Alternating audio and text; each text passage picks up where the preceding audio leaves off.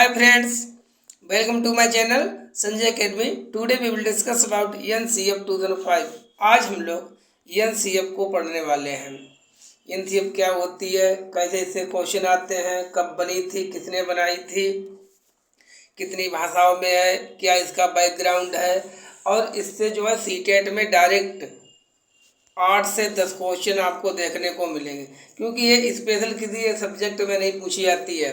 किसी डी में पूछी आ जाए या हिंदी, इंग्लिश, संस्कृत सभी में आती है। इससे आधारित सभी में क्वेश्चन होते हैं। आपने अगर प्रीवियस ईयर क्वेश्चन पेपर देखे होंगे तो उसमें लिखा होता है एनसीएफ 2005 के अनुसार क्या होना चाहिए, या कुछ क्वेश्चन ऐसे होते हैं जिनमें इनडायरेक्टली प्रयोग किया जाता है। कौन से वर्ड्स हैं, कीवर्ड्स हैं जो एनसीएफ के, उनको हमको ध्यान में रखना है और हमारे जो क्वेश्चन है वो सही हो जाते हैं। तो कम से कम 8 से 10 क्वेश्चन आपको तैयार हो जाएंगे अगर आप की क्लास को आपने लास्ट तक देख लिया आराम से, और उसको साथ ही साथ नोट डाउन भी कर लें, क्योंकि इसमें हमने केवल कीवर्ड्स लिखे हैं जो हमारे लिए इम्पोर्टेंट है सीटेट के लिए। वैसे तो ये बहुत बड़ा दस्तावेज है, डॉक्यूमेंट है, लेकिन हमारे जो काम का है वही चीज़ हमने इसमें नोट डाउन की है। तो आपको भी हम यही कहना चाहेंगे कि आप भी इसको लिख लें, तो आपके लिए बहुत ज़्यादा ये हेल्पफुल रहेगी जब लास्ट टाइम पर आपको रिवीजन करने की ज़रूरत होगी।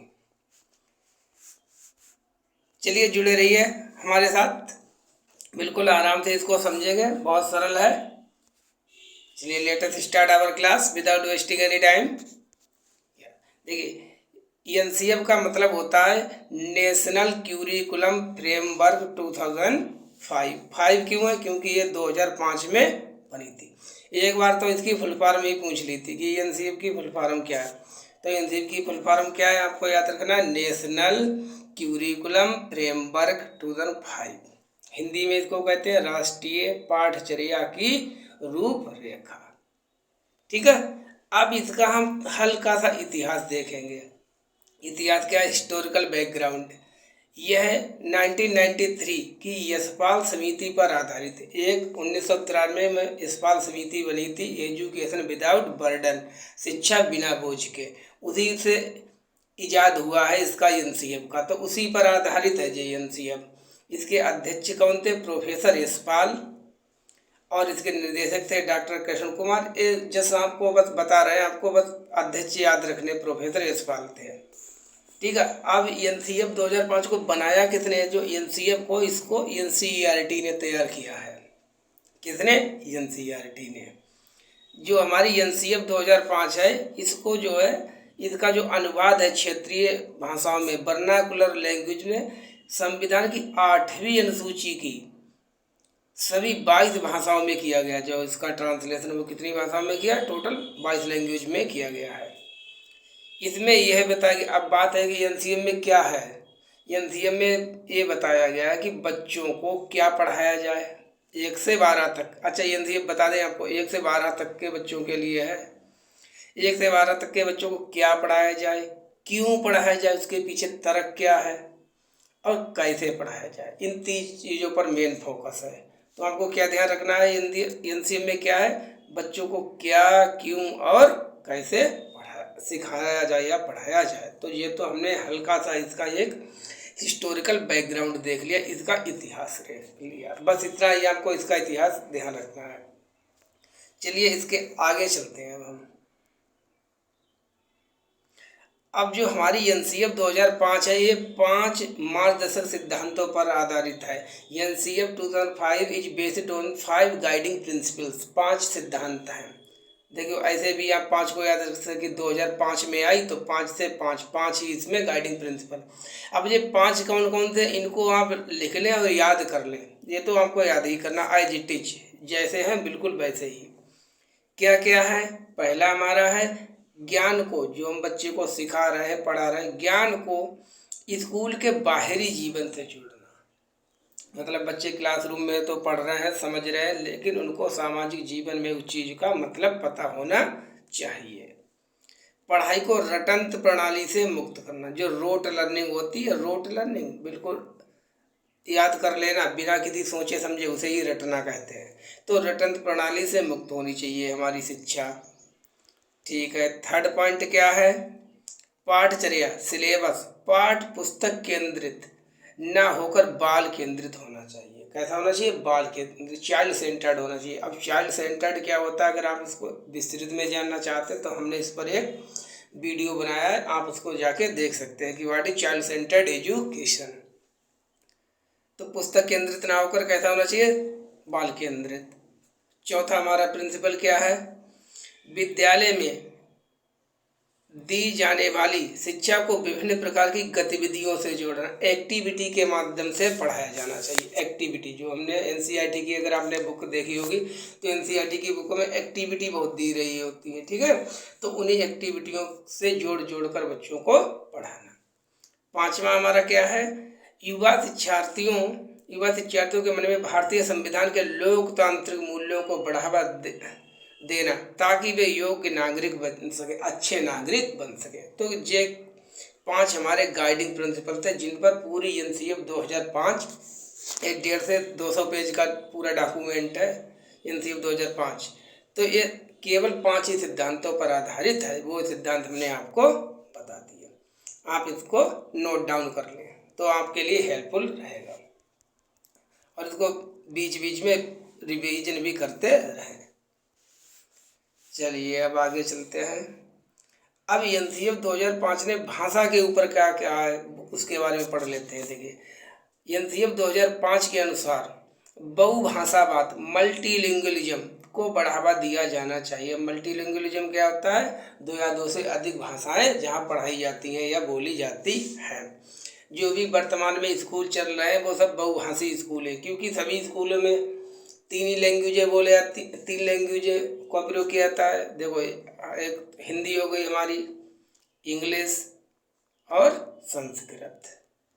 तो जहाँ भी 2 लैंग्वेज से अधिक लैंग्वेजों का प्रयोग किया जाता है उसे बहुभाषावाद कहते हैं। तो बहुभाषी सभी स्कूल जो हैं वर्तमान में वो कैसे हैं? वो बहुभाषी स्कूल है। ठीक है, इतनी बात हो गई। बहुभाषावाद को बढ़ावा दिया जाना, इसके लिए त्रिभाषा फार्मूले का उपयोग किया जाए, ट्राई लैंग्वेज फार्मूला। अब ये ट्राई लैंग्वेज फार्मूला क्या, इसके बारे में थोड़ा जान लीजिए। एक कोठारी कमीशन बना था। क्या बना था? कोठारी कमीशन, कोठारी आयोग। रुक जाइए, आराम से यहाँ पर लिखते हैं इसको, just 1 minute. Kothari commission, Kothari, आपने बीएड बीटीसी वगैरह में पढ़ा हो। कोठारी आयोग कब बना था? 1964, 1966, 64 और 66 में बना था। इसने जो था त्रिभाषा फार्मूला को रिकमेंड किया था कि त्रिभाषा फार्मूले को पूरे भारत में लागू किया जाना चाहिए। और एनईपी कौन सी थी? नेशनल एजुकेशन पॉलिसी कौन थी? 1968। 1968 में इसको लागू किया गया था। त्रिभाषा फार्मूला के अनुसार कौन कौन सी 3 भाषाएं होगी? पहली हो गई हमारी हिंदी, दूसरी कौन सी हो गई? दूसरी हो गई अंग्रेजी, ठीक है, इंग्लिश। और थर्ड कौन सी हो गई? थर्ड हो गई मातृभाषा। मातृभाषा अभी समझाएंगे, मातृभाषा या क्षेत्रीय भाषा। देखिए जैसे हमारी भाषा है, हम लोगों की मातृभाषा हिंदी है, तो यहाँ भी 3 भाषाएं लागू होनी चाहिए। एक तो हिंदी है, तो हम तो लोगों की वैसे ही हिंदी भाषा है, हिंदी अंग्रेजी मॉडर्न इंडियन लैंग्वेज में आ जाती है, और मातृभाषा तो हम लोगों की भी संयोगवश जो मातृभाषा है वो हिंदी सेम ही है। अब जैसे मान लीजिए तमिलनाडु है या दक्षिण भारत के प्रदेश है, तो वहाँ पर कौन सी भाषाओं का प्रयोग होना चाहिए पढ़ाने के लिए? ये तमिल की, एक तो तमिल भाषा हो गई, क्षेत्रीय भाषा हो गई, मातृभाषा तमिल हो गई, दूसरी हिंदी हो गई, तीसरी अंग्रेजी। तो 3 भाषाएं ये थी किसी भी प्रदेश में। अब जैसे मान लीजिए गुजरात है, गुजरात में 3 त्रिभाषा फार्मूला लगाना है, तो गुजरात में एक तो गुजराती हो गई, एक हिंदी हो गई और एक इंग्लिश हो गई। ये था ये त्रिभाषा फार्मूला, ठीक है। अब क्या है, कक्ष में भाषाओं को संसाधन के रूप में प्रयोग करना है, ठीक है। ये जो लैंग्वेज है उसको एज ए रिसोर्स लेना है। किसी भी किसी को भी भाषा के अदर में पीछे ना छोड़ा जाए। इसका मतलब यही है, जैसे आपकी कक्षा में आप एक टीचर हैं, आपकी कक्षा में एक हिंदी बोलने वाला, एक गुजराती बोलने वाला, एक मराठी बोलने वाला, एक तमिल बोलने, सभी भाषाओं के बोलने वाले हैं। तो आपको सभी को लेके चलना है, चाहे वो हिंदी बोलता हो, इंग्लिश नहीं, इंग्लिश है, चाहे वो तमिल बोलता हो, ठीक है, तमिल बोलता, कोई भी भाषा बोलता, तो सभी भाषाओं को आपको बढ़ावा देना। अब कुल मिला के आप अगर कुछ सब कुछ भूल जाए, जो हमारा सीटेट का क्वेश्चन आएगा उसमें दिया रहेगा है कि आपको बहुभाषा को एक संसाधन के रूप में प्रयोग करना है। तो संसाधन वाला ये हमारा ऑप्शन कैसा होगा, सही होगा। बस इतना ही हमारे लिए काफी है। अब ये देख लीजिए एनसीएफ की जो है रिकमेंडेशन परीक्षा सुधार के बारे में क्या क्या है।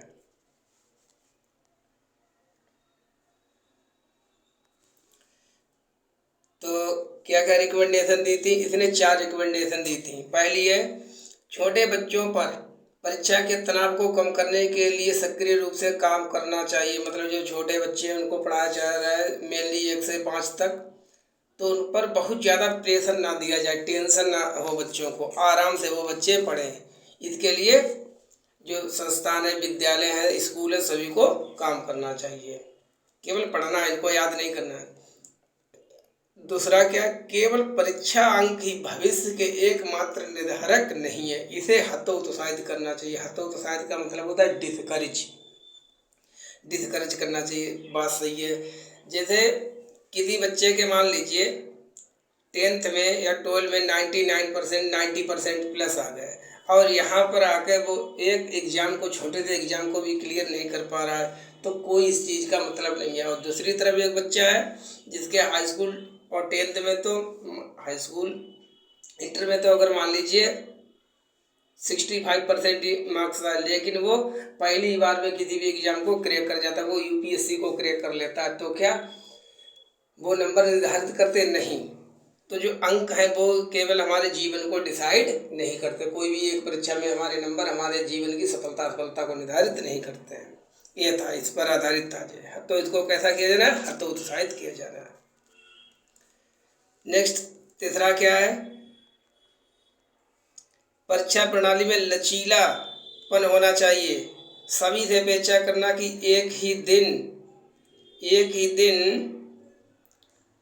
एक ही समय एक जैसे उत्तर का उत्पादन करें। इसका मतलब जैसे हमारी जब परीक्षा होती है तो सभी बच्चे होते हैं, चाहे होशियार हो या मीडियम हो या कुछ भी हो, लोअर हो, किसी भी प्रकार का बच्चों, सभी का एक ही दिन तो पेपर होता है और एक सेम टाइम पर होता है।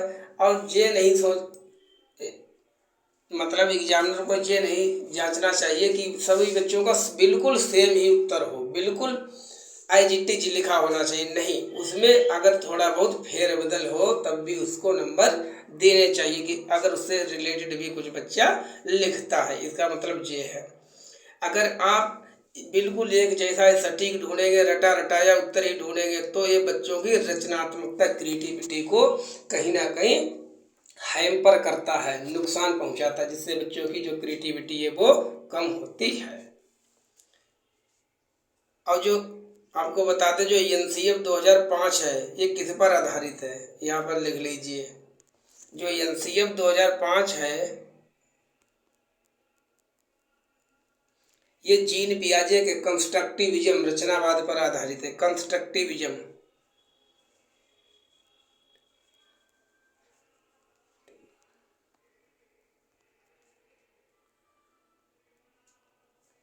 रचनावाद।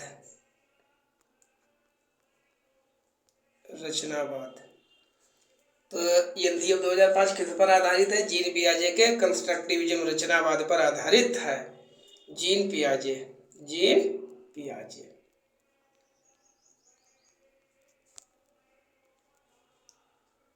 चलिए ठीक है। अब हमारा कौन सा बचा था, चौथा वाला। चौथे वाले में क्या है, परीक्षाएं छोटी व समय के साथ लचीली होना चाहिए। इसमें 25% से 40% तक, मतलब एक क्वेश्चन पेपर में अगर 100 प्रश्न है तो 25 से 40 क्वेश्चन प्रश्न जो लघु उत्तरीय होने चाहिए, शॉर्ट आंसर होने चाहिए, और शेष जो वो कैसे हो, वो ऑब्जेक्टिव टाइप के क्वेश्चन हो। इसीलिए अब जो 10th में है वो पैटर्न पेपर आने का चेंज हो चुका है, क्योंकि अब जो पेपर आते हैं उसमें बहुविकल्पी बहुत ज़्यादा होते हैं, ऑब्जेक्टिव टाइप के क्वेश्चन ज़्यादा होते हैं। यही एनसीएफ की 4 मेनली जो रिकमेंडेशंस थी। अब ये देख लीजिए है बिल्कुल बिल्कुल अपने 100% काम का सीटेट में बिल्कुल यहीं से क्वेश्चन बनेंगे। अब इस चीज़ का स्क्रीनशॉट ले लें या तो इसको लिख के रख लें, इसको आपको रटना बिल्कुल याद करना है। जब क्वेश्चन करेंगे तब आपको इससे बहुत ज़्यादा मदद मिलेगी। देखिए कैसे, एनसीएफ के अनुसार, एनसीएफ 2005 के अनुसार अध्यापक को निम्न काम करने चाहिए। अगर आप एक एज ए टीचर हैं तब आपको कौन सा काम क्लास में करना चाहिए, कौन सा नहीं करना चाहिए। देख लीजिए पहले तो कौन सा काम आप कर सकते हैं। बच्चों को अपने शब्द में जवाब देने तथा अपने अनुभव बताने के लिए प्रोत्साहित करना, इनकरेज करना। अगर आपने कोई क्वेश्चन पूछा, आपके अनुसार बच्चा सही आंसर नहीं दे पा रहा है, मतलब जो याद है या बुक में लिखा वो आंसर नहीं दे पा रहा है, उससे रिलेटेड अगर वो आंसर दे रहा है, कुछ भी दे रहा है, तो आपको उसको हतोत्साहित नहीं करना है, उसको प्रोत्साहित करना, इनकरेज करना है, डिस्करेज नहीं करना है। तो आपको कहना है ठीक है आंसर तो सही है तुम्हारा, बताइए, तो ऐसा करना है। तो इसे ही कहते हैं प्रोत्साहित करना। दूसरा क्या करना है, पूछताछ, अन्वेषण। अन्वेषण का मतलब होता है खोजबीन। प्रश्न पूछना, वाद विवाद, डिस्कशन, डिबेट, क्वेश्चन आंसरिंग, व्यवहारिक प्रयोग को बढ़ावा देना। कक्षा कक्ष में अगर बच्चे आपसे प्रश्न पूछें तो आपको साइलेंटली उनके उत्तर देना है, ठीक है। अगर बच्चे एक दूसरे से बात डिस्कस कर रहे हैं किसी क्वेश्चन को लेकर, तो उसको आपको इनकरेज करना है, डिस्करेज नहीं करना है। पूछताछ, ये जो अगर प्रश्न अगर पूछा गया सकारात्मक है, तो अगर ये शब्द आपको दिख जाए तो वो ऑप्शन 99.9% वो कैसा होगा, सही होगा। 100% भी सही हो सकता है अगर ऊपर सकारात्मक क्वेश्चन है तब। दूसरा आपको क्या करना है, बहुभाषिकता को प्रोत्साहित करना है। वही बात अभी जो हमने ऊपर पढ़ी थी, मल्टीलैंग्वेजम की, किसी को भी भाषा के आधार पर पीछे नहीं छोड़ना है। बच्चों को सीखने के अवसर देना, बच्चे अपने आप से सीखें, लर्निंग बाय डूइंग करें, हैंड्स ऑन एक्टिविटी करें। इसके लिए आप बच्चों को क्या प्रोवाइड कराएंगे, अवसर, अपॉर्चुनिटी, ठीक है। चौथा हमारा लास्ट क्या है, बच्चे सीखने पर जोर देना, लर्निंग बाय डूइंग। जो बच्चे हैं तो आपको ये नहीं बस याद रखना कि अगर आपने 4 क्वेश्चन लिखा दिए, उनके आंसर लिखा दिए और बच्चों ने एज इट इज याद कर लिए, नहीं। बच्चों को आप मौका दें, अवसर दें कि बच्चे जो आपने पढ़ाया सिखाया उसको अपने जीवन में उतार सकें, रियल लाइफ से कनेक्ट कर सकें, जोड़ सकें। इसके लिए लर्निंग बाय डूइंग। आपको किसी चीज़ का अनुभव है, जैसे मैंने सीटेट को 2-3 बार क्लियर किया, मैंने 30 लाए, तो लर्निंग बाय डूइंग, मैंने खुद करके देखा, मुझे खुद का अनुभव है। अब आप भी करेंगे तो आपको भी खुद का अनुभव हो जाएगा। तो ये होता है करके सीखने पर जो, खुद से अपने आप। चलिए अब आपको इतने तो काम करने हैं, इनको ध्यान में बैठा लीजिए, सेट कर लीजिए बिल्कुल। चलिए नेक्स्ट क्या है हमारा, एनसीएफ 2005 के अनुसार अध्यापक को क्या नहीं करना चाहिए। आप इन जो वर्ड्स को देखते ही कर वो ऑप्शन को कट कर देना, वो ऑप्शन गलत होगा। कैसे देखते हैं, ऐसे होगा। रटने को प्रोत्साहित करना, आप रटने की प्रवृत्ति को प्रोत्साहित नहीं करेंगे, मतलब इनकरेज नहीं करें, डिस्करेज करेंगे। अगर बच्चे रट रहे हैं, रट्टा मार मार कर कोई चीज़ याद करें, नहीं, तो आप उस चीज़ को कैसा करेंगे, हतोत्साहित, ना कि प्रोत्साहित। प्रोत्साहित का मतलब क्या होता है, इनकरेज करना। लिख लीजिए, इनकरेज करना। और हतोत्साहित का मतलब होता है डिस्करेज करना। नेक्स्ट क्या है, बच्चों की आपस में तुलना, कि कभी भी गलती से भी बच्चों की तुलना आपस में मत करना कि ए है मान लो बी है, कि ये जो है बहुत अच्छा बच्चा है, गुड बॉय, इसकी आपने तारीफ कर दी है, आपकी बात मानता है, आज्ञाकारी है। बी जो है वो पढ़ने में भी कमज़ोर है और जो है उतना अच्छा प्रदर्शन नहीं कर पाता, परफॉर्मेंस नहीं कर पाता जितना ये। तो आप इनकी कभी भी तुलना आपस में मत करना, क्योंकि क्या होती है हमेशा दो बच्चों के बीच व्यक्तिगत विभिन्नता, इंडिविजुअल डिफरेंस, जिसका आपको हमेशा सम्मान करना है। तो बच्चों की तुलना वाला जो ऑप्शन हो उसको कट कर दो, तुलना नहीं होगी। अगर क्वेश्चन सकारात्मक है तब, नकारात्मक क्वेश्चन होगा तो गलत हो जाएगा। तो ध्यान रखना, अभी क्वेश्चन करेंगे जब हम, तब हम आपको और अच्छे से बताएंगे, उनको और ज़्यादा क्लियर हो जाए। अभी बस आप इसको लिख लीजिए और पढ़िए आराम से। नेक्स्ट क्या है,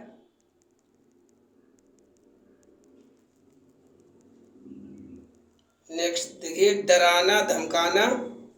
डराना धमकाना नहीं, इंटिमिडेशन, डांटना, डराना धमकाना, ये क्वेश्चन में अगर कहीं मिल जाए वो गलत है, क्योंकि एनसीएफ 2005 के अनुसार आप बच्चों को पनिशमेंट नहीं दे सकते, कॉर्पोरल पनिशमेंट नहीं दे सकते, मुर्गा मुर्गी नहीं बना सकते हैं।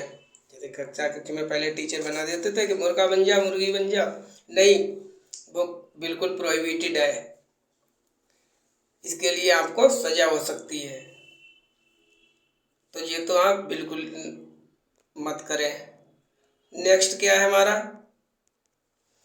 बच्चों को गौड़ सेकेंडरी नहीं समझा। गौड़ का मतलब यहाँ पर सेकेंडरी, सेकेंडरी का मतलब, सेकेंडरी का मतलब बस यहाँ पर इतना है कि पहले बच्चे हैं, पहले बच्चे हैं, बाद में आप हैं। आपका मतलब टीचर, आप बाद में, पहले है बच्चे। इसका मतलब ये बच्चों के अनुभव को, बच्चों के आवाज़ को प्रमुखता देना। बच्चे पहले है, बाद में आप है, इसका मतलब ये होता है। जैसे एक साइकोलॉजिस्ट थे जॉन लॉक, कौन थे, जॉन लॉक। जॉन लॉक ने कहा था कि ये बच्चे जन्म के समय कोरी स्लेट होते हैं। अब वो कल्पना नहीं रही कोरी स्लेट, अब ये चलता है रचनावाद आ गया कि बच्चे जो होते हैं ज्ञान से भरे हुए होते हैं। तो आपको बच्चों को प्रमुखता देनी है। हाँ, और एनसीएफ 2005 के अनुसार जो हम पढ़ रहे हैं, टीचर पता कौन हो गया, टीचर का रोल क्या है, लिख लीजिए, teacher as a facilitator. Teacher एक सुविधा प्रदाता है, सुविधा प्रदाता लिख लीजिए, लिख रहे हैं facilitator, FACILITATOR, facilitator, FACILITAT, facilitator, सुविधा प्रदाता। एक बार डायरेक्ट क्वेश्चन आ गया, एनसीएफ 2005 के अनुसार टीचर का रोल है, teacher as a facilitator, teacher एक जो है वो सुविधा प्रदाता है, सुविधा प्रदाता, सुविधा प्रदाता। ठीक है, इन चीज़ों को keep in mind these things, your answer will be correct.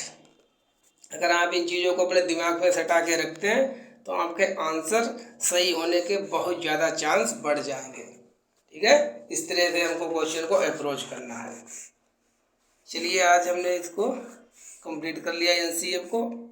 इससे रिलेटेड अगर और कोई बहुत ज़्यादा इम्पोर्टेंट अगर कोई टॉपिक होगा इससे रिलेटेड तो वो भी हम नेक्स्ट क्लास में क्लियर कर लेंगे। अब हम नेक्स्ट क्लास में इसके क्वेश्चनों को करेंगे। ठीक है, अब आपने पढ़ तो बहुत लिया, ये भी तो देख लेना चाहिए हम लोगों को कि इस पर आधारित क्वेश्चन कैसे आते हैं और कैसे हमको उनको सॉर्ट आउट करना है। चलिए, जुड़े रहिए हमारे साथ, मिलते हैं नेक्स्ट वीडियो में। Till then take care, bye bye, thank you for watching.